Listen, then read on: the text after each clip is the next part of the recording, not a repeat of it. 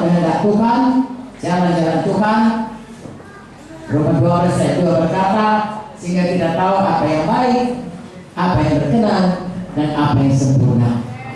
Dengan kata lain, saudaraku, kita semua diobatkan hari lepas hari semakin menjadi seperti Yesus, dari kemuliaan kepada kemuliaan yang semakin besar.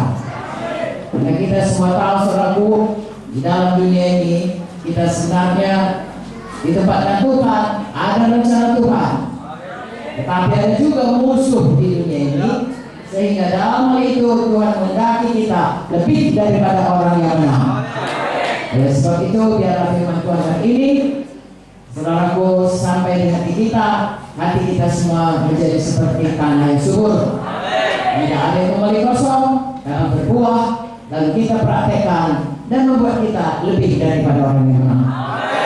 Saudaraku, kita memang harus melawan arus kalau hidup di dunia ini. Kalau saudara, kalau di sungai, amat enak kalau kita ikut arus, lanjut. Tetapi kalau mulai melawan arus, harus ada yang kita kerjakan. Harus ada yang kita korbankan, paling sedikit tenaga kita, dan harus ada usaha kita, dan harus ada ketetapan hati untuk menang, untuk tidak hanyut. Haleluya. Tuhan sudah berjanji kita ini lebih dari orang yang menang. Dari kemarin kita dengan rendah hati belajar firman Tuhan hari ini, biarlah kita semuanya menerima kegenapan kehendak Tuhan dalam hidup kita, orang-orang yang bergerak dari kemuliaan kepada kemuliaan yang lebih besar, dari kemenangan kepada kemenangan yang lebih besar, dari kekudusan kepada kekudusan yang lebih besar lagi. Haleluya. Saya suka menceritakan, saya sudah lupa apakah saya sudah menceritakan dari pakan kabar ini. Kalaupun sudah, tidak apa kita ulangi. Dan kalau belum, saudaraku, sama-sama kita belajar. Sebenarnya kita kalau mengikut Tuhan ini, banyak orang berpikir karena dikatakan Tuhan Yesus baik dan memberikan kita hidup berkelimpahan, maka orang-orang mempunyai pola pikir, ya, konotasinya itu hidup mengikut Tuhan seperti naik kapal pesiar. Sudah tahu kapal pesiar? Di dalamnya ada kolam renang, ada tempat minum, ya, ada orang nari-nari, nanti dari pojok-pojok, apalah itu, ya. Nah, dan sebagainya, pokoknya senang, selalu senang. Makanya kita nyanyi senang, selalu senang. Oh iya. Tetapi saudaraku, memang ada juga kalanya, tapi tidak selamanya. Yang jelas saudaraku, kita bukan naik kapal pesiar, sesungguhnya kita naik kapal perang untuk siap berperang seumur hidup kita. Efesus 6 berkata, saudaraku, lawan kita itu bukan darah dan daging, bukan manusia. Siapa lawan kita? Setan dan iblis ada lawan kita. Haleluya.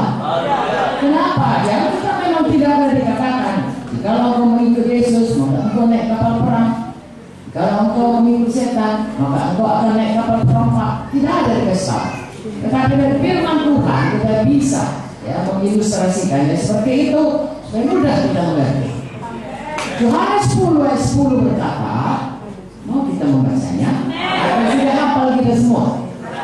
Iya, saya rasa sudah hafal ini Yohanes 10. Saya suka kali ini. Begitu saya selamat, gembira kali saya lihat ayat ini. Ya, karena sangat baik. Mari kita baca sama-sama Yohanes 10 ayat 10. Saya ulangi lagi membaca. Oke. Pencuri datang hanya untuk mencuri, membunuh, dan membinasakan. Aku datang supaya mereka mempunyai hidup dan mempunyainya dalam segala kelimpahan. Satu lagi, Kolose. Ini juga mengenai bagaimana Yesus datang, ya. Kita baca dulu Kolose 1. Efesus, Galatia, Efesus, Filipi, lalu Kolose 1, ya.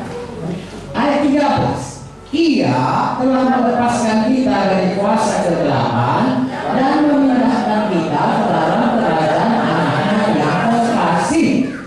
Haleluya. Disambung dalam Dia kita memiliki penebusan kita, yaitu pengampunan dosa. Amin. 2 Timotius 2 saudara tahu, yaitu ajarkanlah apa yang kuajarkan padamu ya kepada orang yang mengajarkan lagi kepada orang lain. Haleluya. Dan hendaklah kita dalam mengikuti Yesus kalau menjadi murid sebagai prajurit, sebagai atlet, dan sebagai petani. Ya, prajurit itu ada komandannya. Dan kerja kita sebagai prajurit Kristus hanya menyenangkan komandan, mematuhi komandan. Apa katanya? Amin. Langsung kerjakan.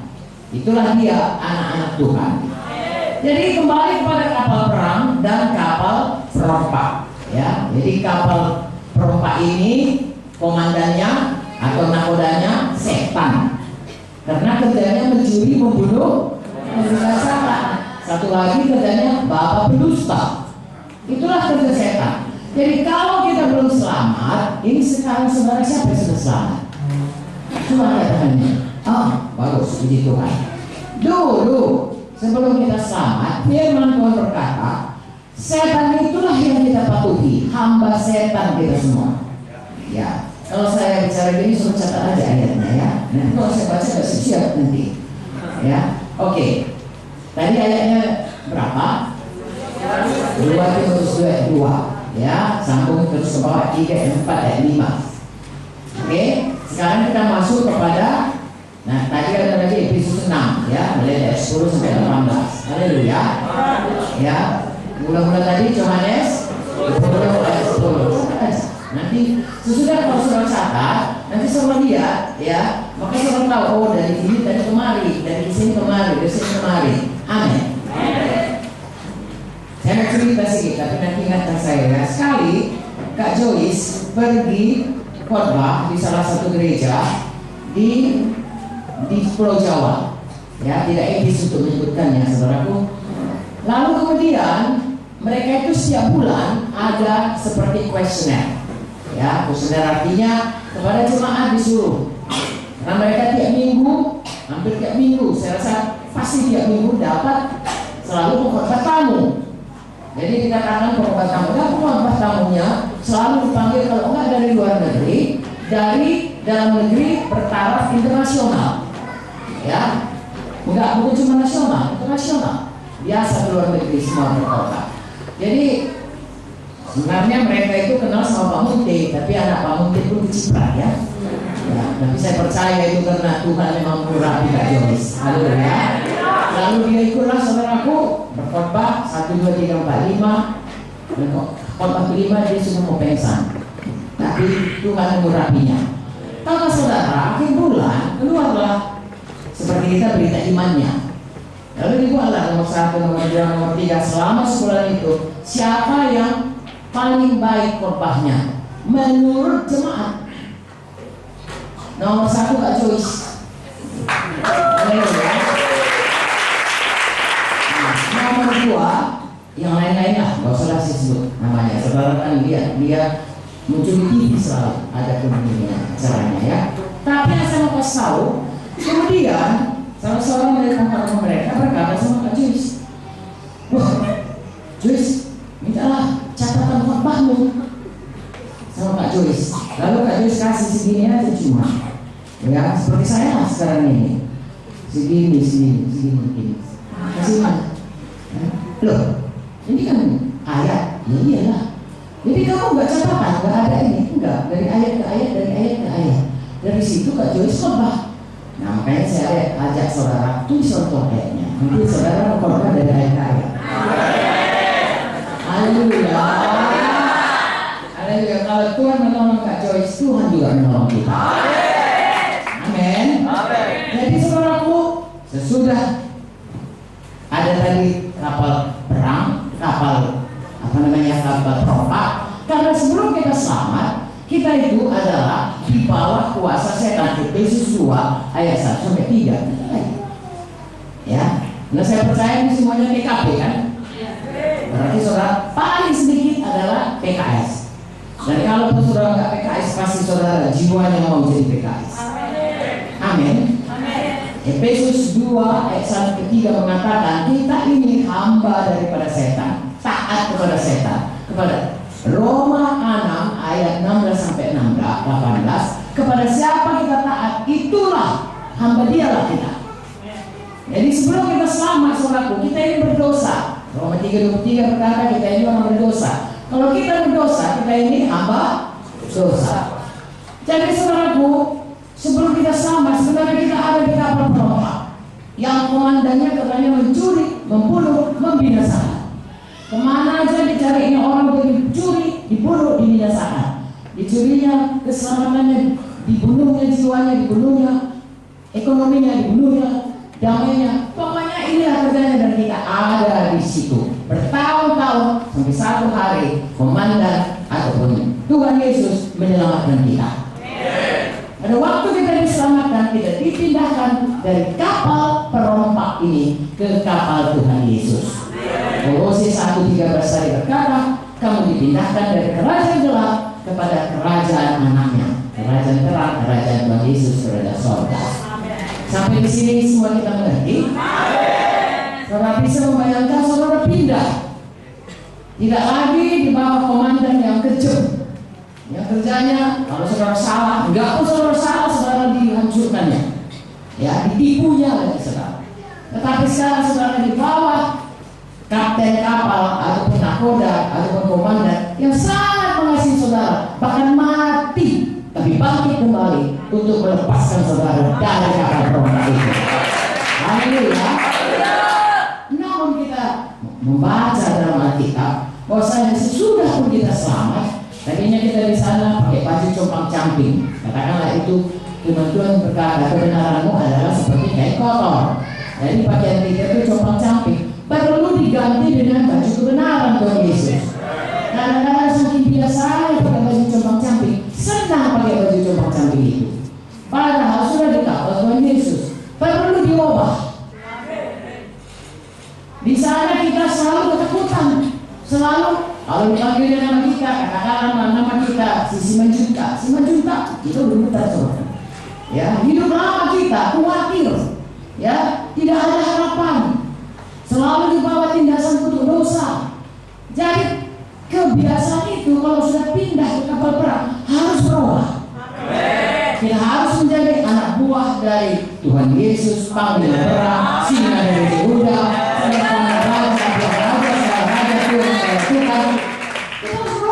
sudah sampai di sana dan siap untuk berperang.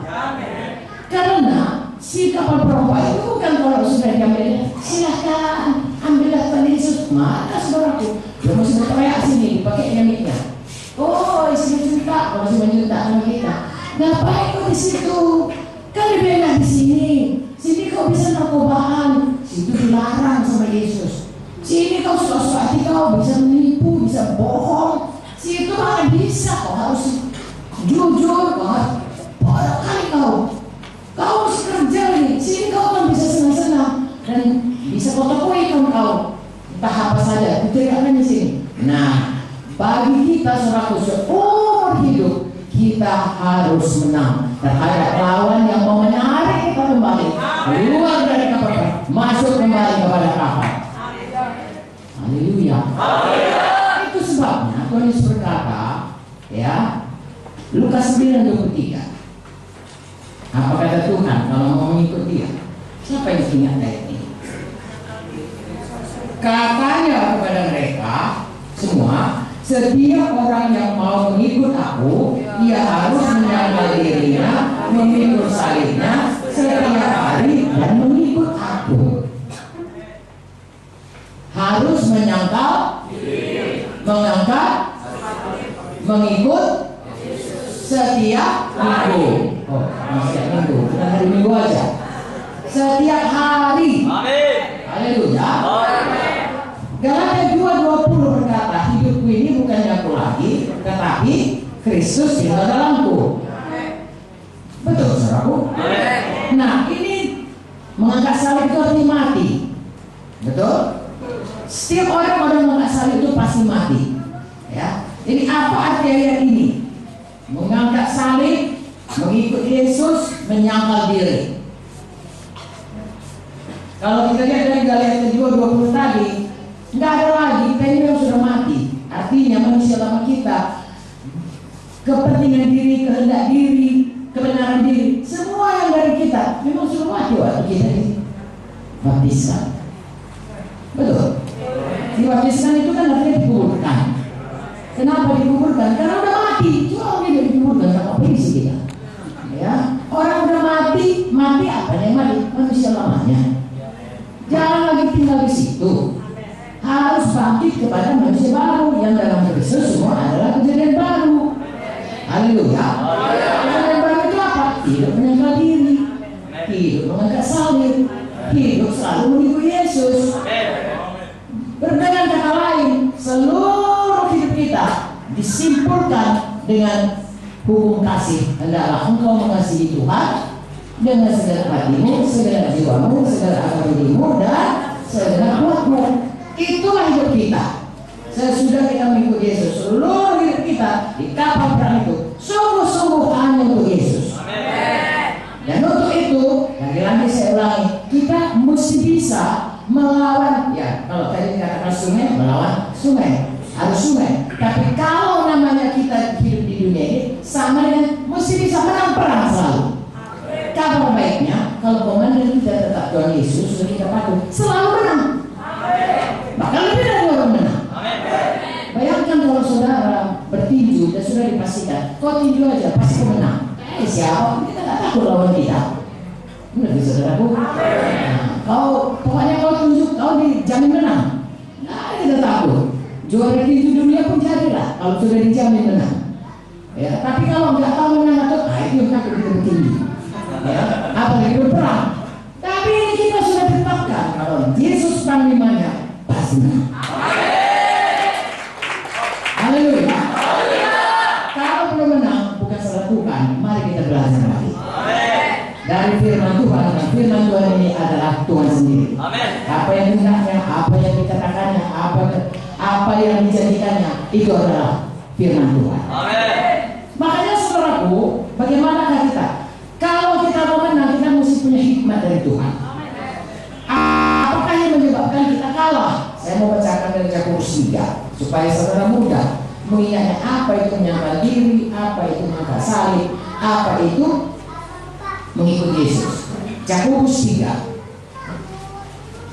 Jadi saudara tahu sampai terhadap siapa saudara menang, siapa, apa tipu daya daripada musuh untuk menjatuhkan saudara. Yakobus 3.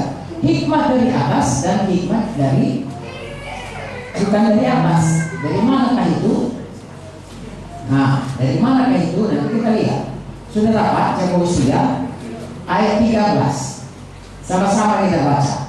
Siapakah di antara kamu yang bijak dan berbudi? Baiklah dia dengan cara yang baik menyatakan perbuatannya oleh hikmat yang lahir dari kelemahan. Saya tanya dulu, kalau kelemahan lembut itu sifat siapa? Belajar kepada aku ini rendah hati dan iya. Jadi ini sifat lahir dari sifat Tuhan Yesus. Ayat 14. Jika kamu menaruh perasaan iri hati, kamu mementingkan diri sendiri, janganlah kamu membanggakan diri, janganlah berdusta melawan kebenaran. Itu bukan hikmat datang dari atas. Dari mana? Dari dunia, dari nafsu manusia, dari setan. Sebab di mana ada iri hati, mementingkan diri sendiri, di situ ada kekacauan dan segala macam perbuatan jahat. Perhatikan saudaraku, saudara dan saya harus menang terhadap dunia, nafsu manusia, dan setan-setan. Coba ulangi, apa itu? Ya, inilah yang selalu membawa kita jatuh kembali pada dosa, yaitu melawan firman, tidak melakukan kepada Tuhan, tidak percaya kepada Tuhan. Saudaraku, kalau setan semua kita tahu. Kalau dunia itu apa? Kalau nafsu manusia itu apa? Ya, setan itu kawan Tuhan atau lawan Tuhan? Kawan Tuhan atau lawan Tuhan? Setan memberkati kita atau menghancurkan kita? Siapa yang pernah merasakan pekerjaan setan dalam hidupnya? Dengan pertanyaan saya, siapa yang pernah merasakan pekerjaan setan dalam hidupnya? Tidakkah? Saya balikkan. Siapa yang pernah merasakan pekerjaan Tuhan dalam hidupnya? Oke. Saya balikkan. Siapa yang pernah merasakan pekerjaan setan? Siapa yang pernah merasakan pekerjaan setan dalam hidupnya? Oh, beginilah. Kalau kita, saudaraku, ya, biasanya kita itu tidak marah. Lalu tiba-tiba kita mau marah sekali. Itu pekerjaan Tuhan atau pekerjaan setan? Oke. Kalau biasanya kita tidak mau mencuri, lalu tiba-tiba ada di situ ada uang, atau di kantor kita tergoda, ya, kita kepengen mencuri, itu pekerjaan Tuhan atau pekerjaan setan? Kalau ada orang terhentam, lalu kemudian kita kepingin nolongnya, itu setan atau Tuhan? Tahu saudara bedanya Tuhan dengan setan? Sekarang saya tanya, siapa saudara yang pernah merasakan pekerjaan Tuhan dalam hidup saudara? Oke. Siapa yang pernah merasakan pekerjaan setan dalam hidupnya? Turunkan tangan saudara. Kalau saudara berkata tidak, itu namanya berbohong. Satu dari sini. Kalau semua kita pernah jatuh berdosa, sudah pun selamat. Tapi puji Tuhan, darah Yesus tersedia. Tapi kalau kita tidak kenal itu pekerjaan setan, atau kita mengeraskan hati, tetap mau, tidak mau menyangkal diri, tidak mau mematuhi Tuhan, mengikut Yesus seperti yang kita katakan tadi, tidak mau mengangkat salib, mati terhadap kita, maka kita akan tertipu dan kita akan jatuh pada dosa. Karena saudaraku, oke, buka Yakobus 1 di depan. Yakobus 1 ayat 12, 13, 14, 15. Ya, inilah pekerjaan daripada musuh dan pekerjaan dari kehendak daging, ya, dan pekerjaan dari duniawi yang kita baca tadi. Saya baca. Berbahagialah orang yang bertahan dalam pencobaan, sebab apabila dia sudah tahan uji, dia menerima mahkota kehidupan dijanjikan Allah kepada barang siapa yang mengasihi dia. Perhatikan, Tuhan mau kita mengasihi dia, Tuhan mau kita menang, tahan uji, Tuhan kasihkan kepada kita mahkota. Dan Tuhan katakan kita berbahagia. Di sepanjang hidup kita pasti bisa. Siapa yang mencobai kita? Kita baca di bawahnya. Apabila seorang dicobai, janganlah dia berkata pencobaan ini datang dari Allah, sebab Allah yang tidak akan dicobai oleh yang jahat, dia sendiri pun tidak mencobai siapapun. Apabila tiap orang dicobai oleh keinginannya sendiri, karena ia diseret dan dipikat olehnya. Dan apabila keinginan itu telah dibuahi, ia melahirkan dosa. Dan apabila dosa itu sudah matang, ia melahirkan maut. Tadi kita sudah baca bagaimana arus yang menarik kita. 1, setan, 2, duniawi, 3, kehendak daging. Ini bekerja sama ini. Setan kerja nipu. Ya, kenapa kau mau ditokohinya? Marahlah kau, balaslah. Ditipunya saudara. Dia tidak bisa saudara aku memukul saudara, itu gak bisa. Dia menipu saudara, itu jatuh pada dosa. Sesudah saudara jatuh pada dosa, seperti dikatakan tadi, apabila keinginan itu,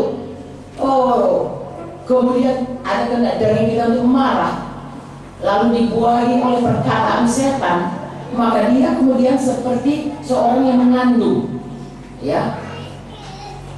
Terus bertambah besar, tidak digugurkan itu kandungan, maka dia akan melahirkan dosa. Dan kalau sudah cukup umurnya, melahirkan maut, karena upah dosa adalah maut. Harus bertobat sungguh-sungguh. Dan paling bagus, jangan dengar apa kata setan. Haleluya. Jadi kita lihat saudaraku, bagaimana setan itu mencobai. Tuhan tidak pernah mencobai. Siapa yang mencobai kita? Setan. Dan yang dicobanya keinginan daging kita. Di sini dikatakan. Karena kita punya keinginan daging, terseret, terpikat. Jangan mau terpikat oleh setan. Oleh tipu dayanya, oleh suaranya. Makanya saya katakan tadi, siapa yang tahu pekerjaan setan, siapa yang tahu pekerjaan manusia, pekerjaan Tuhan. Kalau kita tahu itu pekerjaan setan dan kita tahu itu bukan pekerjaan Tuhan, tolak. Dari mana kita tahu? Lagi-lagi, makanya hari ini kita belajar.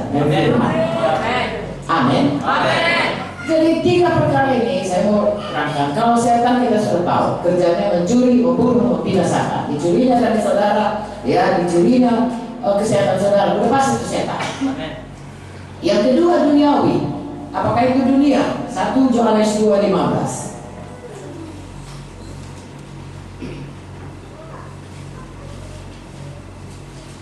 Jadi kita kalau lagi tinggal dunia, bukan. Tetapi inilah dia duniawi. Sudah dapat? Mari baca 1 Yohanes 2:15. Janganlah kamu mengasihi dunia dan apa yang ada di dalamnya. Jika kamu mengasihi dunia, maka kasih Bapa tidak ada dalam itu. Sebab semua yang ada dalam dunia, apa itu? Keinginan daging, keinginan mata, serta gangguan hidup, bukanlah berasal dari Bapa, melainkan dari dunia. Dan dunia ini sedang melenyap dengan keinginannya, tapi orang melakukan kehendak Allah, itulah yang bukan hidup selamanya. Jangan duniawi. Kalau duniawi, tidak ada kasih Allah, yang ada apa? Keinginan daging, keinginan mata, keangkuhan hidup. Itu dari dunia. Jadi saudaraku berlawanan. Kalau mengasihi Bapa, tidak mengasihi dunia. Haleluya. Haleluya. Satu lagi, Roma 12:2. Ini juga, kalau mau tidak duniawi, saudaraku, kenal kehendak Allah. Tadi mengasihi Allah. Ya, sekarang kenal kehendak Allah. Kalau kita kenal kehendak Allah dan kita mau patuh, maka kita tidak akan jadi duniawi. Dan kalau kita nggak tahu, kita ditipu. Ayat 2. Sudah dapat? Janganlah kamu menjadi serupa dengan dunia ini, tapi berubahlah oleh pembaruan dirimu, sehingga kamu dapat membedakan manakah kehendak Allah, apa yang baik, apa yang berkenan kepada Allah, dan sempurna. Amin. Jadi kalau kita mau tidak duniawi, penuh dengan kasih Allah. Dan Roma 12:2 berkata, penuh dengan firman Tuhan. Haleluya. Haleluya. Lalu kita lihat saudaraku, hidup kita itu berubah. 1 Korintus 3 Korintus 2 lalu. Oke, Korintus 3 ya, ayat 1. Dan aku saudara-saudara pada waktu itu tidak dapat berbicara kepada kamu seperti manusia rohani, tapi hanya manusia duniawi, karena belum dewasa. Halo. Jangan jadi manusia duniawi karena mudah ditipu setan. Anak-anak mudah ditipu kan? Kenapa anak-anak bisa diculik? Nanti dikasih kompor, kan gitu. Diming-iming, tertipu, lalu diculik. Makanya kita harus lindungi anak-anak. Tapi kalau secara rohani, saudaraku, jangan terus-terusan tidak bertumbuh. Kalau anak-anak bisa kelihatan besarnya. Kalau sudah secara rohani, kadang-kadang kita pikir dia kan PKS, dia kan udah PS, dia kan sudah lama melayani nyanyi, belum tentu saudara. Ya, kalau orang itu tidak bersungguh-sungguh bertumbuh, coba perhatikan ayat 2 berkata, susulah yang diberikan padamu, bukan makanan keras. Saat mendapat kamu menerimanya, sekarang pun kamu belum dapat menerimanya. Jadi kalau orang baik, dia cuma bisa minum susu, suruh kasih dia auto metrek. Amin. Begitu juga dengan firman Tuhan. Dikasih dia mesti dikasih yang engkau akan berkati kalau kaya, engkau akan sembuh kalau kau sakit, engkau akan bebas kalau kau narkoba. Kalau mulai kita katakan engkau harus hidup kudus, mulai kau dia. Kau harus melayani, kau dia. Makanan keras dia mau. Itulah manusia yang masih duniawi. Bukan lamanya. Kemarin ada saya tanya anak Tuhan, berapa lama itu seseorang itu untuk bisa menjadi mulai kelihatan dewasa? Kalau kita manusia mudah melihatnya, kapan dewasa? Sudah mulai suaranya. Dari mana mereka? Tadi dia masih. Sudah orang ibu enggak. Kemana kau udah lain suaranya, berubah tandanya, dan sudah mulai berkumis, ya sudah mulai berjenggot, dan kalau tiaranya bisa berdiri sampai kemana. Wanita juga sudah mulai berpinggang, ya. Anak-anak laki-laki perempuan sama aja saudara. Ya karena saya dokter anak, saya bisa cerita gitu.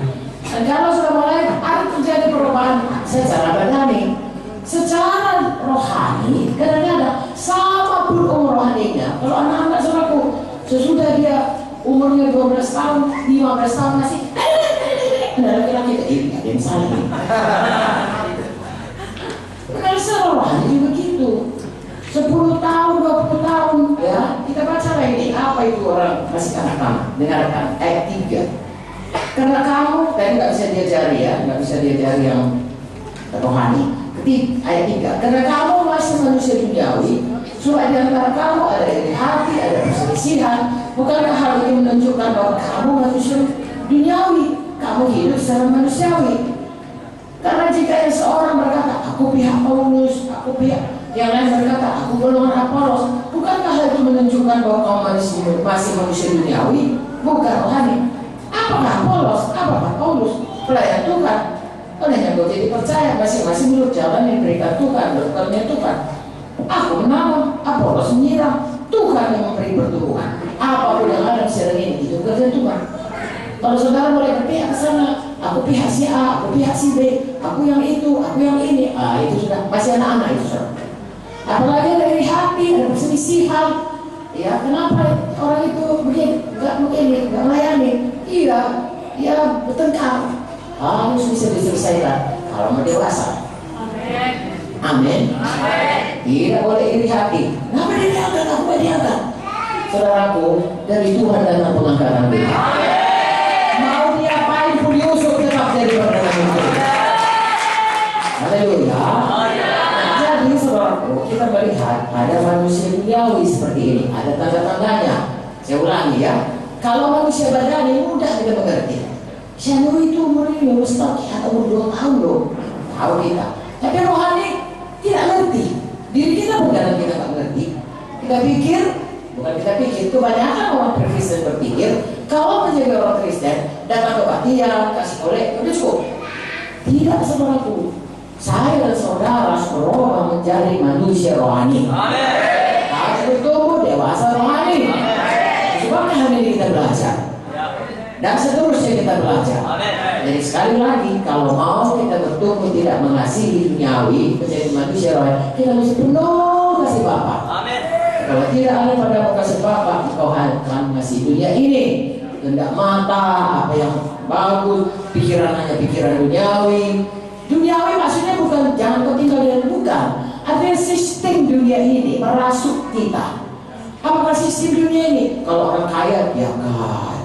Ya kalau orang hidupnya seragu senang, hidupnya mewah, itulah yang ditinggikan. Dan itu sebenarnya keinginan mata, keinginan daging, dan itulah yang dibangga-banggakan. Saudaraku, jangan ada di situ lalu berselisih, ya bertengkar, tidak mau berdamai, berpihak-pihak, tidak bisa menerima firman Tuhan, tidak bisa ditegur.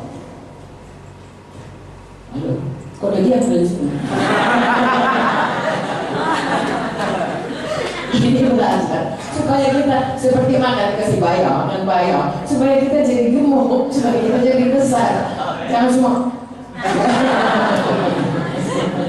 ini makanan sehat. Mbak sehat di sempurna. Haleluya. Nanti kamu aku datang ibu putih besar. Sebenarnya berbahagialah orang yang suka akan firman Tuhan.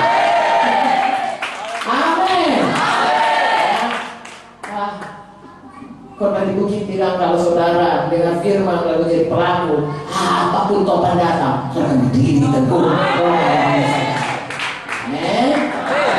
Oke. Jadi saudaraku itulah dia, ya kalau duniawi. Bagaimana kalau kena daging? Kena daging itu kita udah tahu dari Galatia 5, yaitu manusia lama kita. Haleluya. Dari dalam, kalau tadi dari dunia ini menggoda ya. Ini dari dalam menggoda.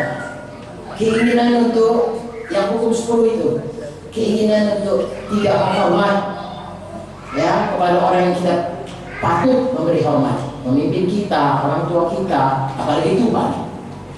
Ya, itu hukum kelima. Nomor 1 sampai nomor 4 itu saudaraku lebih parah lagi. Ya, yaitu tidak daging saudaraku, nggak peduli Tuhan. Pokoknya Tuhan melayani kita. Kita nggak mau peduli Tuhan. Itulah daging kita ini. Kalau ada yang salah langsung menyalahkan Tuhan. Katanya diberkati, inilah. Kenapa tidak diberkati? Jangan salahkan Tuhan saudara. Ya, cari. Tuhan berkata, semua dibuat Tuhan jadi kebaikan. Cari apa kebaikan itu. Amin. Ya, kalau memang dari pihak, bukan memang, pastilah dari pihak kita. Kalau Tuhan gak akan pernah dia melanggar firman-Nya. Kalau dia berkata dia mau memberkati kita, pastilah dia berkati kita. Dia tidak pernah bohong. Kalau kita belum diberkati, mari kita cari jalannya. Bukannya Tuhan berlambatan, tetapi ada ya maksud Tuhan dalam bagaimana dia membentuk kita untuk menjadi kebaikan. Kita temukan kebaikannya. Tapi yang jelas saudaraku, ya, kalau namanya daging, kalau namanya manusia lama, itu harus dibuang, harus disantap. Ya, tadi dunia menyangkal diri, mengangkat salib, ya, mengikut Yesus, buang dunia. Sekarang buang semua kehendak daging. Haleluya. Apakah kehendak daging? Gampang sekali saudaraku, sudah jelas dikatakan dalam Galatia 5. Ya, semua pun kita tahu manusia lama. Manusia lama saya misalnya marah, ya, nggak mau mengganggu orang, tapi tidak boleh diganggu orang. Oh, itu nggak boleh saudaraku. Kalau mau ikut Tuhan bagaimanapun pasti diganggu. Karena ada setan yang mengganggu dan dia bisa pakai orang untuk mengganggu kita.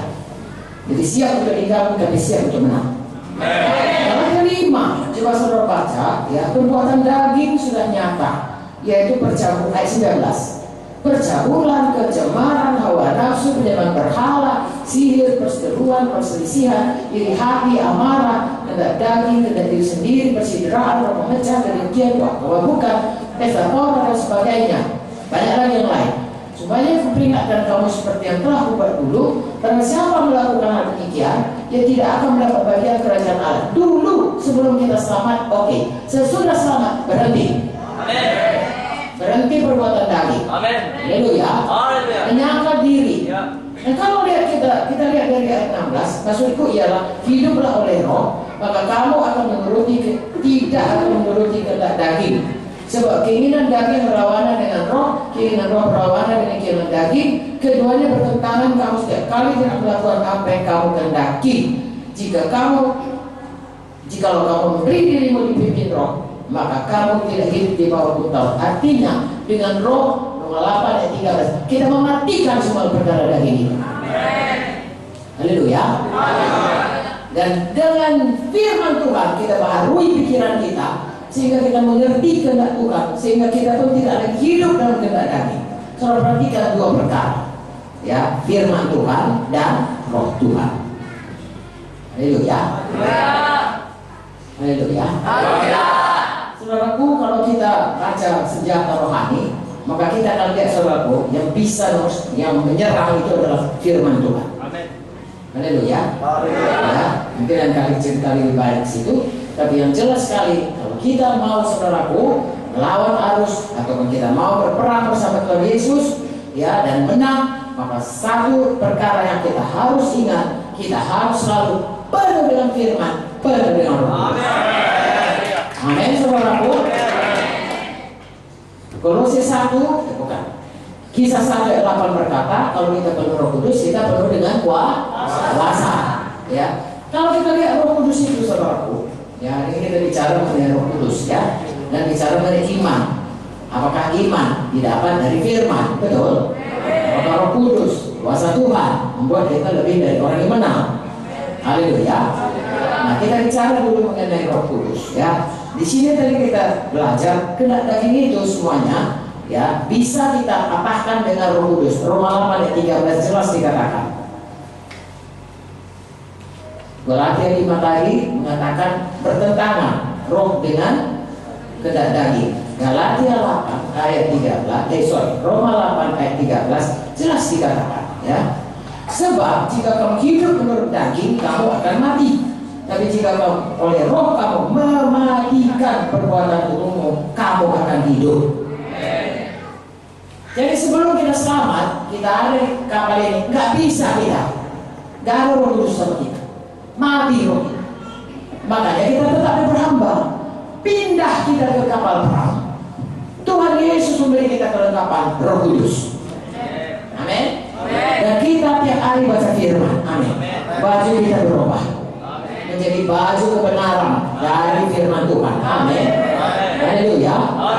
Roh Kudus itu adalah kelengkapan diberikan Tuhan Sehingga kalau datang arus yang menarik kita atau godaan dari musuh yang menipu kita untuk masuk ke dalam daging, dengan Roh Kudus yang mematikan. Dalam nama Yesus, Roh Kudus dalamku lebih besar dari semua roh jahat, roh buruk. Dalam nama Yesus, aku tidak lagi jatuh kepada dosa. Haleluya. Jadi Roh Kudus itu untuk mematikan semua daging, saudaraku, ya. Lalu kemudian kita lihat firman Tuhan juga, saudaraku, kita belajar sehingga kita tahu ini daging, ini adalah roh, sehingga kita tidak sedih tipu. Dan juga firman Tuhan itu membuat kita bisa melawan semua tarikan dunia ini. Haleluya. Bila kamu mengenal firman Tuhan, maka kamu dibaharui, maka kamu tidak lagi duniawi, tetapi kamu jadi dewasa. Kamu mengenal kehendak Allah, apa yang baik, apa yang berkenan, apa yang sempurna, yang bertumbuh. Saya rasa saya pernah ceritakan kepada kalian apa bedanya baik, berkenan, dan sempurna. Ya, misalnya saya ceritakan gampang aja. Ya, saya minta Allah, misalnya katakanlah Vicky, sekarang Vicky tolonglah dulu masak. Ya, lalu saudaraku dia nggak mau, saudaraku, itu nggak baik. Ya, atau Vicky saudaraku nggak saya suruh dia masak. Nah itu baik, baik kan? Tetapi kemudian saudaraku, sebenarnya saya, ya dia masak itu, saya sudah, kalau dia nggak mau masak itu nggak baik, dan dia disuruh masak itu baik dan berkenan di hati saya, betul. Tetapi kalau yang dimasaknya itu, saya ini suka katakanlah udang goreng, yang dimasaknya sama saya adalah cumi-cumi. Saya paling nggak suka cumi-cumi, ya. Lalu dipikir agak salah, kata mama masak, ya. Mau bikin perbuatan baik, lalu dimasaknya cumi goreng sama saya, itu memang baik dia memasak, tapi saya nggak berkenan karena saya nggak suka cumi. Nah kalau kita gitu saudaraku, melayani, ada. Kalau nggak melayani itu tidak baik. Tapi melayani kita, sebenarnya Tuhan suruh kita, saudaraku, katakanlah, ya, berdua sapaan. Tapi kita tidak kali jadi penyanyi, ya. Bapak dibilang serak pun suaraku, fals pun suaraku, pokoknya aku mesti tampil. Kalau tidak tampil, aku nggak mau melayani. Itu namanya mau melayani, tapi tidak berkenan karena bukan itu tempat kita. Halo. Jadi berkenan apa disuruh Tuhan itu kerjaan. Ada yang sempurna, nyanyi juga asal saja saudaraku, apa mau dia, ya nggak peduli dia orang dalam rumah atau nggak dalam rumah, orang sudah bingung, sudah capek, sudah berjalan nyanyi, nggak peduli. Itu belum sempurna. Kalau mau datang ke sempurna, harus dipimpin Roh Kudus, semua masuk dalam roh, semua masuk dalam suasana penyembahan, kan begitu. Nah, begitulah dia saudaraku, kita di dalam hidup ini. Kalau kita mau menjadi dewasa, itu harus kita kerjakan. Tidak boleh asal-asal saja, rutinitas. Banyak di antara orang Kristen datang ke gereja rutinitas. Pokoknya datang ke gereja, tidak absen, kasih kolektif, ya asal-asal kasih kolektif, kemudian pulang. Kalau ditanya, dia orang Kristen, tapi masih tetap juga dia duniawi dan mudah ditipu setan. Karena dia dalam hal seperti anak-anak dicobai, dia akan tertarik. Tidak ada senjatanya firman Tuhan, dan Roh Kudus yang ada pada dia itu tidak dipatuhi. Karena kalau ada Roh Kudus, saudaraku, Roh Kudus akan bicara, kau begitu lama kau ikut Tuhan, ayolah melayani. Amin. Tetapi dia tidak mau. Makanya saudaraku, begitu orang selamat, kita suruh dia langsung baca firman. Jadi saya bicara kepada PKS, ya kenapa orang selamat langsung PKS diminta supaya dia baca firman Tuhan. Setia kepada dia, setia PKS, supaya dia bisa bertumbuh. Begitu selamat dibaptis, minta penuh Roh Kudus, supaya oleh Roh dia mematikan semua tanda dagingnya, betul-betul hidup baru, betul-betul bertumbuh dewasa rohani. Satu lagi saudaraku, dari firman Tuhan dia bisa tahu siapa dia dalam Tuhan, bisa mengalahkan tipu daya setan. Bagaimana mengalahkan tipu daya setan? Dengan firman. Tuhan Yesus mengalahkannya dengan firman. Telah bersurat. Dan kita sekarang, walaupun kita bukan Tuhan Yesus, dikasih Tuhan kuasa dalam nama Yesus.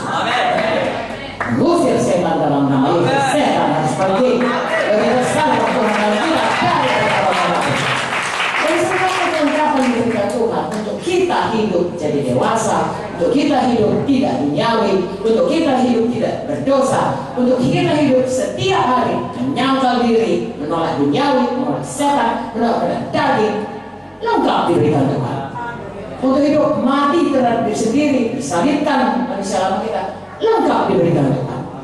Untuk hidup sehari mengikut Yesus dengan sukacita, bersorak-sorai, damai sejahtera, apapun persoalan kita, Tuhan sebenarnya memberikan kepada kita lengkap kemenangannya. Haleluya. Sekali lagi kita memang hidup di dalam kapal perang. Kalau harus dikatakan kita hidup melawan arus dunia, karena kita nggak mau duniawi. Kita hidup melawan arus kehendak daging, karena kita tidak mau diseret dipikat oleh kehendak daging kita. Dan kita hidup melawan apa tipu daya setan, karena jangan biarkan dia menipu kita.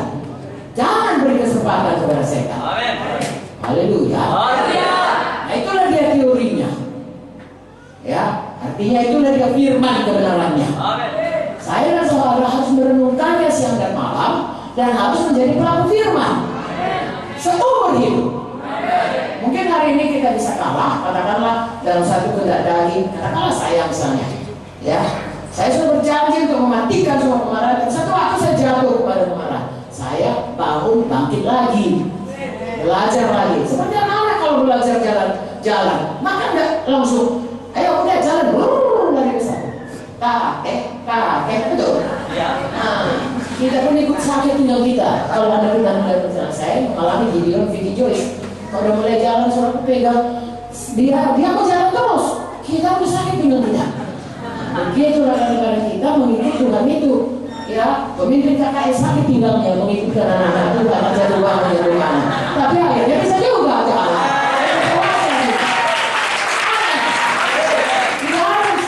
Yang punya sia-sia, harus berlalu dengan Tuhan. Tuhan tahu semua dan mahkota sudah disediakan kepada selalu kita berkata-kata. Haleluya. Jadi saya dan saudara ingat baik-baik, kata Ibu Munti, kata firman Tuhan, bukan naik kapal pesiar, naik kapal perang. Tiap hari ada yang mesti kita lawan arus itu. Ya, kalau setan mau menipu, dalam nama Yesus. Kalau duniawi datang, kasih Allah firman Tuhan. Haleluya. Kalau semua kehendak daging serahku semuanya, Roh Kudus mematikan itu semuanya. Jangan dengan suara dari daging ikut kehendak Roh. Haleluya. Baca Roh, kasih sukacita, damai sejahtera kesabaran. Lihat itu tiap hari bertumbuh dalam saudara.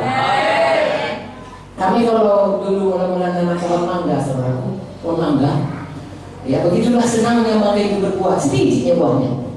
Tiap hari kami kopek, ya udah besar belum? Kadang-kadang saya bisa berbuah jatuh dia.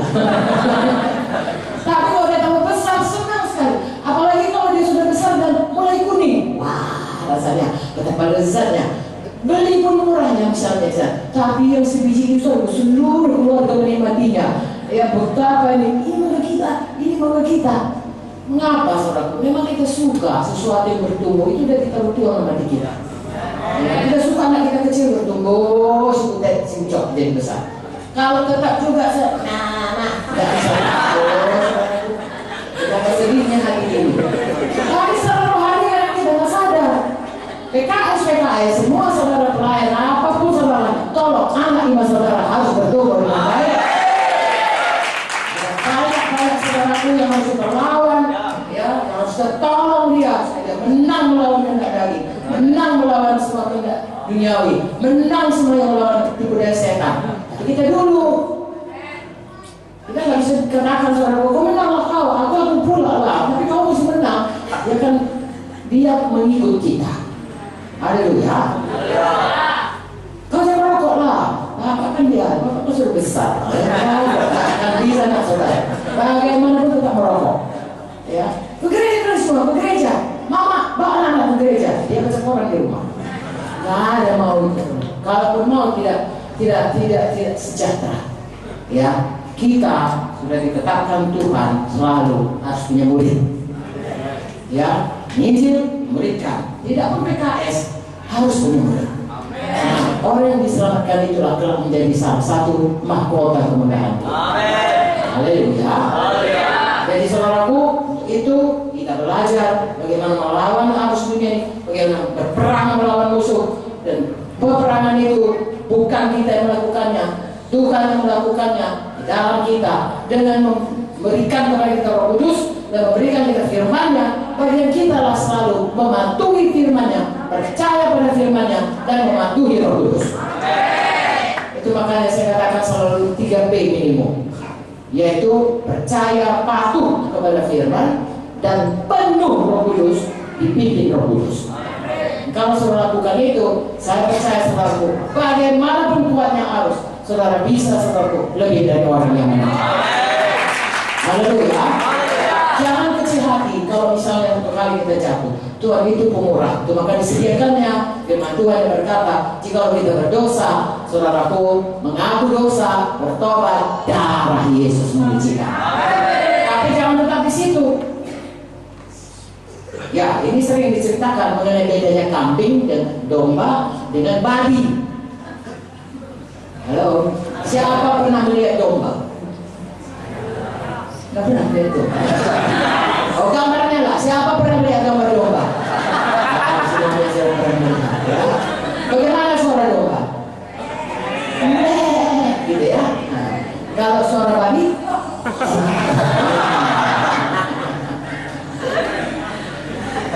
Ceritanya begini, supaya kita tahu dia ada domba-domba Tuhan. Tidak ada jadi babi itu. Kucing-kucing Tuhan tidak ada. Gajah-gajah Tuhan tidak ada. Begitu istimewanya domba itu. Singa ada, tapi bukan kita. Kita juga Amsal 28, orang benar berani seperti singa muda. Ya, kenapa? Yesus singa dari Cibuda. Kita anak-anaknya. Haleluya. Nah, sekarang cerita domba. Kalau domba itu dia binatang yang paling lemah, nggak punya sense akan arahan. Dia nggak tahu kalau nggak dituntun sama gembalanya, dia nggak tahu. Dia nggak kesana kemari jatuh ke jurang. Makanya dia perlu gembala. Babi tidak, sobat. Babi apapun saudara, dia paling menikmati kubangan. Makanya kalau yang kandang babi baunya nggak kira-kira. Saya mendengar orang, kenapa kok makan babi? Bukan yang kena firman Tuhan berkata, enggak tahan aku baunya. Ya. Babi itu, ya, domba dulu. Domba itu dia selalu perlu gembala. Kalau domba itu ada dulu dibeli pamunti domba untuk Gideon, itu anak-anak. Lalu di sini rumah, lalu ada halaman, di sebelahnya ada tempat orang mengangon domba. Kawannya itu di situ, dia mau pergi sama kawannya karena sudah dibeli jadi dipisahkan. Hanya tinggal keluar dari pagar masuk ke sebelah. Nggak tahu dia hanya itu aja karena gembala yang lama ada di situ. Itu saja kerjanya. Kami bukan pula gembala yang baik. Gembala yang baik kan kasih rumput atau bagaimana, bahwa kami kasih nasi. Kalau ada daun itu, kasih daun itu. Kalau kamu masak sangki, aku udah masak. Akhirnya dia mencet. Betul. Kami kasih obat emosi. Tambah marah mencet. Sudah 3 hari disorban dia. Itulah riwayat kami. Kenapa? Karena memang dia perlu gembala. Dia kan kodratnya domba. Ya, patuh sama gembala. Kami bukan gembala, habis lagi gua. Sedih juga kami purkan dengan segala upacara. Lalu saudaraku kalau babi, semua kita tahu. Disemprot, pakai air, disabun, disabun wangi, ambil parfum. Lalu dipakai di baju, dikasih topi, kaos kaki, Didudukkan di kursi makan. Lalu kita pun mulai mencari untuk makanannya. Sila kita udah lari balik ke rumah. Percaya saudara? Itu kodratnya. Kodrat domba. Tidak suka kubangan, kita suka gembala kita. Jangan mau jadi musuh. Haleluya. Kejadian baru kita hamba kebenaran, hamba Yesus. Jangan mau dengar arus yang menyeret kita untuk mengikut duniawi, untuk mengikut semuanya kehendak daging yang lama, apalagi mendengar budaya setan. Berhenti, mari manusia baru.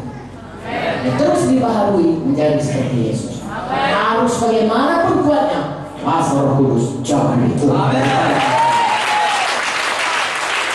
Tipuan setan apapun dia, kalau Yesus bisa menang dengan berkata, telah tertulis, dengan iman dia berkata, kita pun bisa menang.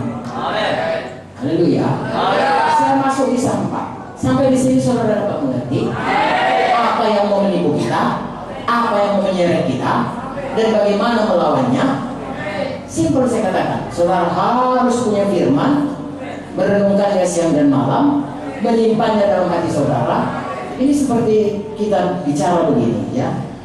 Perumpamaan benih berkata, kalau kita mendengar firman, bukan sekarang ini saja, kapan saja. Kalau kita membaca, atau kita katakanlah TKP, atau kita kebaktian minggu, kapan aja. Kalau firman ini seperti benih ditabur, ya, saudara baca Matius 13 dan paralelnya di Markus, di Lukas, dikatakan kita harus mau mendengarnya. Halo? Menyambutnya. Jangan tolak. Halo? Mengerti. Jangan biarkan nggak mengerti. Saudara kalau mau konten tinggi di sekolah, kan saudara ngerti dulu itu matematika itu. Ngerti dulu itu apa yang diajarkan dulu. Kalau saudara bisa konten tinggi. Kalau saudara nggak apa kata guru, apa kata mereka jadi muka itu. Tak akan pernah saudara jadi juara. Terus diingatkan baik-baik. Lebih lagi firman Tuhan yang membawa kehidupan kepada kita. Harus mengerti, harus menyambutnya, harus percaya dan menyimpan dalam hati dan menjadi pelaku dengan setia. Bertekun. Maka dia berpuas 100 kali, 60 kali, 30 kali. Itu yang harus kita lakukan dengan firman Tuhan itu. Dan pada waktu diperlukan untuk melawan, untuk berperang seperti itu, musuh yang menipu seperti pedang roh, Tuhan Yesus berkata, dikatakan tidak. Dalam nama Yesus, firman Tuhan berkata, aku tidak akan mati, aku akan hidup oleh pilur-pilur Yesus. Kalau sakit, haleluya. Kau akan gagal, tidak. Aku sungguh-sungguh dengar firman Tuhan, lakukannya. Tuhan berkata, dia akan mengangkat aku di atas segala bangsa. Aku akan berhasil, tidak pernah turun, aku akan naik, tidak pernah turun. Yang melakukan Roh Tuhan dalam kita, saudara biasakan selalu basah. Tapi jangan naik angkot namanya. Oke. Jangan naik angkot begitu naik angkot.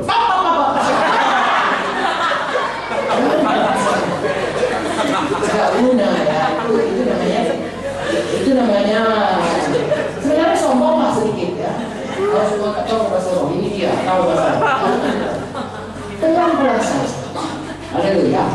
Karena menggumam saja. Namanya firman Tuhan itu bisa digumamkan. Oh Tuhan, ini seperti orang ini semuanya. Ya, di sebelah kiri ada kadang-kadang orang bicara saudara, di sebelah kiri kita.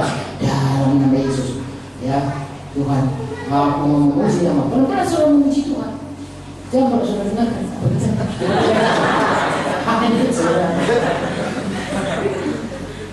Tahu saudara, di negara dunia ini yang paling suka infotainment kita, makanya paling banyak ini ya medsos di Indonesia. Karena itu memang bisa jatuh. Saya nggak berkata medsos itu benar daging, tapi seperti tadi ada arusnya.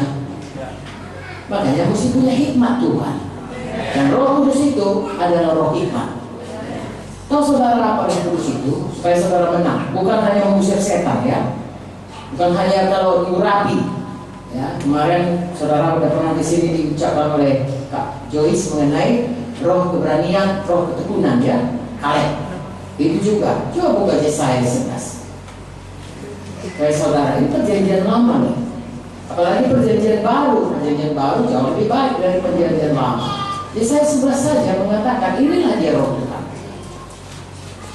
Ayat 1, sebuah tunas akan keluar dari tubuh Isai, dan tahun akan tumbuh dari pangkal yang berbuah. Roh Tuhan akan ada padanya.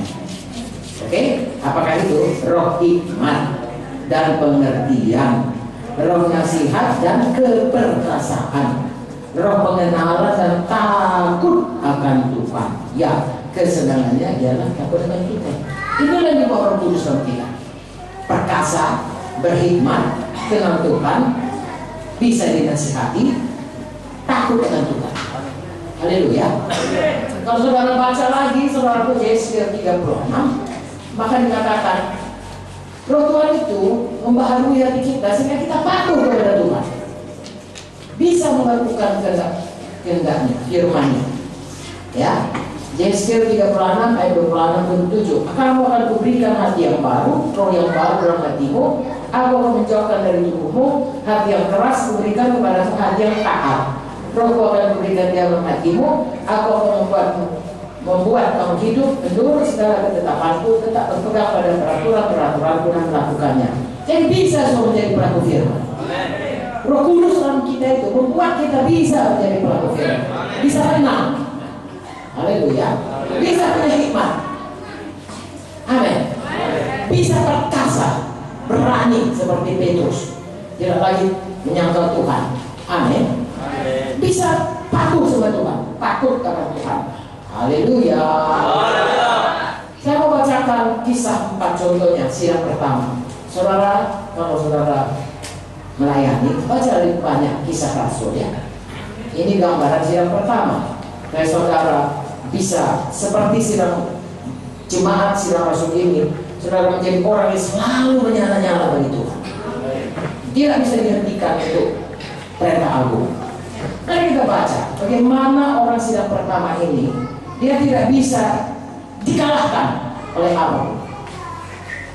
Apapun aniaya, apapun ancaman, apapun bahaya, bahkan bahaya maut, kayak penjara, ya, apapun kata mahkamah agama, mereka tetap patuh kepada Tuhan. Mereka penuh Roh Kudus dan mereka ucapkan firman Tuhan, dan itu jadi kepada mereka. Haleluya. Mari kita baca dari ayat 23. Sesudah dilepaskan, kisah 4. Sesudah dilepaskan, pergilah Petrus dan Yohanes kepada teman-teman mereka, lalu menceritakan segala sesuatu yang dikatakan imam-imam kepala dan tua-tua kepada mereka. Apa dikatakan mereka? Dilarang. Saudara baca di atasnya, mereka dilarang beritakan Injil. Kita pun ada nggak orang melarang kita beritakan Injil? Banyak. Ya, kalau nggak dilarang dibuat dengan cara, kalau kau juga masih tetap juga begitu, aku nggak mau lagi mengakui kawan aku, nggak mau lagi berteman dengan engkau, tidak lagi kuberikan bantuan kepadamu, uang kuliahmu cabut dan lain sebagainya. Kami akan memboikot engkau. Nah seperti itulah, jangan lagi disebutkan. Kau kalau ke gereja jangan bersaksi kepada aku, dan seterusnya dan seterusnya. Tapi apa yang jadi? Alami semuanya ancaman itu, mengalami semua aniaya itu. Mereka bukannya mundur, apa mereka berbuat? Mereka pergi kepada teman mereka. Itu gunanya ada KKS, amin. Itu gunanya ada sektor, kalau ada sektor di sini. Nah, itu gunanya sektor. Kita berhimpun di sini, amin. Itu gunanya ada gereja, di mana anak Tuhan bisa bersahati, haleluya. Lalu mereka pergi dan mereka bersahati, mereka ceritakan apa persoalan mereka. Ketika teman-teman mereka mendengar hal itu, berserulah mereka bersama-sama kepada Allah. Jadi bukan mereka boleh ketakutan. Tidak. Mengapa? Karena siram pertama penuh Roh Kudus.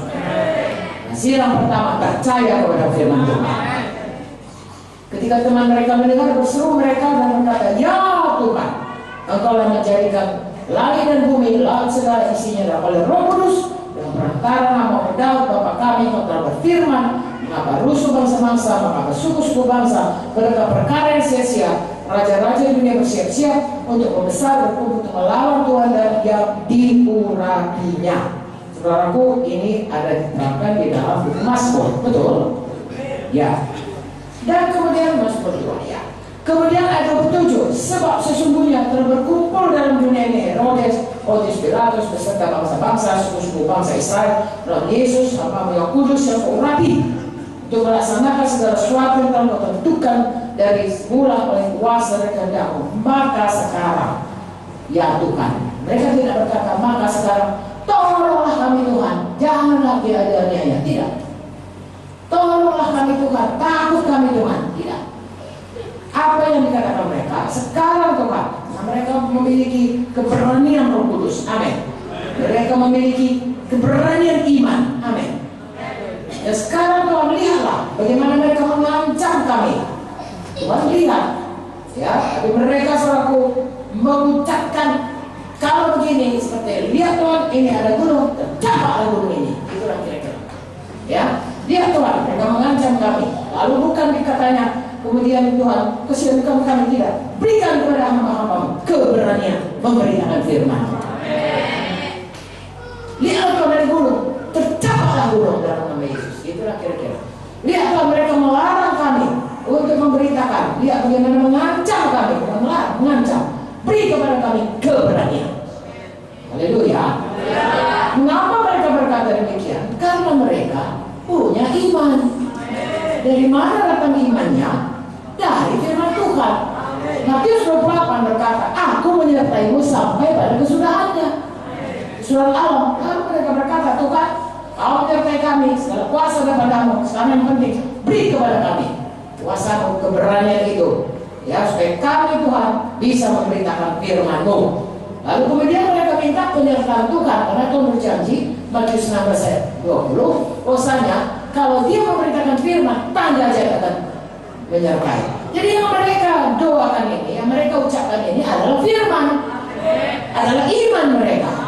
Dari mana datangnya iman? Dari firman. Dan mereka doakan adalah doa iman. Doa iman itu doa firman. Dan Tuhan berkata, sebagaimana imanmu jadi bagimu. Haleluya. Kalau kita minta sesuai dengan kehendak Tuhan, firman Tuhan sesuai dengan kehendaknya, kita minta, diberikan Tuhan. Apakah yang jadi di sini? Ketika mereka sedang berdoa, mereka minta keberanian, mereka minta saudaraku untuk supaya terjadi mukjizat. Mereka sedang bergoyang tempat mereka berkumpul, mereka semua penuh Roh Kudus. Mereka memberitakan firman Allah dengan berani yang sambungnya disertai dengan kuasa Tuhan.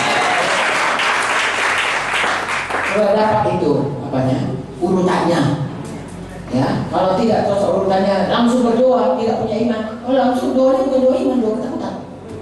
Ya. Punyai firman, punyai iman dari firman Tuhan yang kita pegang, tidak pernah riba. Lalu berseru kepada Tuhan, Tuhan curahkan kuasa. Lalu Tuhan teguhkan semuanya apa yang kita imani itu.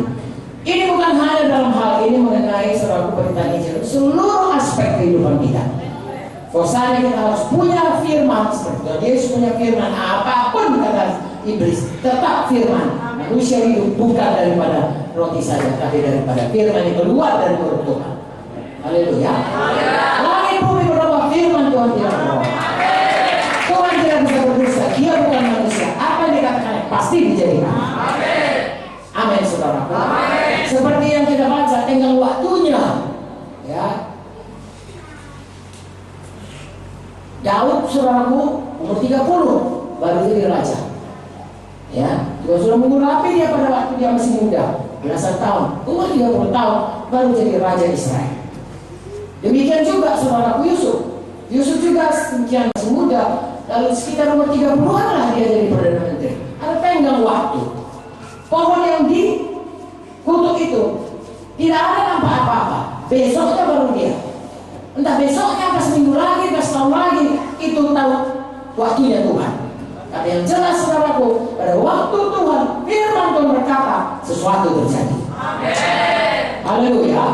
Saya saudara, pada waktu berdoa, kita tahu pasti tidak ada yang sia-sia doa. Tetapi kita harus tetap berpegang terus pada iman. Dan penuh selalu dengan firman dan dengan Roh Kudus, sebab Roh Kudus itulah eksekutor daripada janji Tuhan. Oh saudara, eksekutor yang mengerjakan. Ya, kalau ada orang mau dibeslah, mau disita, eksekutor kan orang yang mengerjakannya itu. Kalau ada satu proyek, eksekutor yang mengerjakan proyek itu. Kalau ada janji Tuhan yang berseru, yang menurunkannya, Roh Kudus yang menurunkannya, yang membawanya. Haleluya. Pembela agung Tuhan Yesus.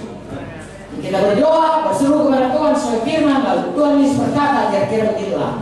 Bapa, anakmu ya menyebutkan janjimu, kau tentu harus memenuhinya. Mari sama-sama kita penuhi. Lalu Tuhan berkata, penuh, Roh Kudus membawanya. Karena Roh Kudus ada di dunia ini, dan Roh Kudus turun, kuasa Tuhan adalah jadi. Bisakah saudara menang semua? Semua bisa tidak terseret oleh arus.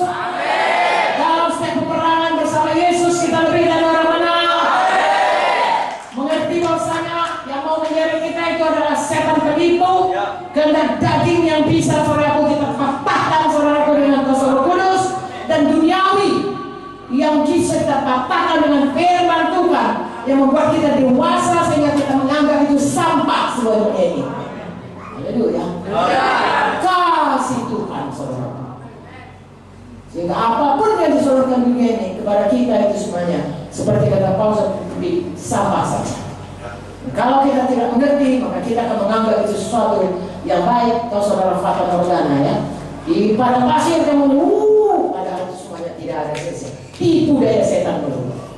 Saya percaya GKI Riau bukan hanya Pekanbaru, seluruh Riau, seluruh Indonesia. Ya, kemuliaan Tuhan mendukung kita. Haleluya. Kata Tuhan diberkati. Katakan saudara, kita tutup mata kita. Tuhan Yesus Engkau memberkati kami semuanya. Hamba-hambamu ini Tuhan, oh Tuhan, anak-anakmu ini semuanya bangun dan bangkit Tuhan, bertumbuh semuanya. Tidak ada lagi anak-anak, semua jadi dewasa. Mereka menang semuanya Tuhan. Tidak ada yang terseret oleh arus dunia, tidak ada yang kalah dalam peperangan. Mereka menang. Setan iblis kalah dalam nama Yesus. Dengan daging sudah dipatahkan, dimatikan oleh Roh Kudus, dan semua dunia ini tidak ada yang bisa Tuhanku menipu atau menggoda mereka. Mereka adalah orang-orang lebih dari orang menang, orang-orang rohani, anak raja segala raja, yang menganggap semua sampah hal yang menyenangkan kau seumur hidupnya. Berikan mereka Tuhanku semua berbuah lebat di hadapanmu. Apapun yang mereka pegang, berkati semuanya Tuhan. Jadikan semuanya menjadi kemuliaan bagi nama Tuhan. Di dalam nama Yesus kami berdoa. Tuhan Yesus, orang tua memberkati anaknya, hamba-Mu memberkati semua anak-anak Tuhan. Di dalam nama Yesus, di dalam nama Yesus semua kita